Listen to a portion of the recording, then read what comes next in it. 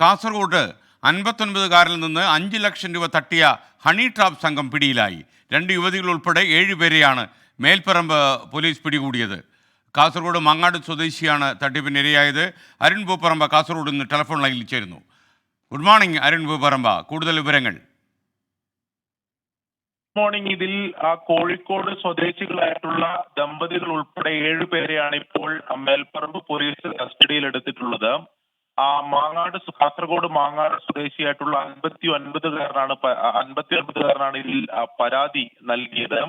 ഇയാൾ ഈ ചാരിറ്റി രംഗത്തുൾപ്പെടെ സജീവമായിട്ടുള്ള ഒരാളാണ്. ഈ വിദ്യാഭ്യാസ ആവശ്യത്തിന് സഹായിക്കണം എന്ന വ്യാജേനയാണ് ഈ യുവതി ആദ്യമായി ഈ 59കാരനെ ബന്ധപ്പെടുന്നത്. പിന്നീട് ഇവർ ഫോണിലൂടെ അടുപ്പത്തിലാകുന്നു. അതേ തുടർന്നാണ് മംഗളൂരുവിൽ എത്തി ലാപ്ടോപ്പ് വാങ്ങിത്തരണം എന്ന് പറഞ്ഞാണ് മംഗളൂരുവിൽ ഈ 59കാരനായിട്ടുള്ള പരാതിക്കാരൻ എത്തിച്ചത്.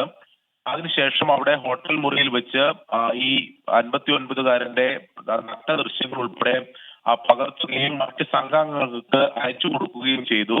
തുടർന്നാണ് ഈ പണം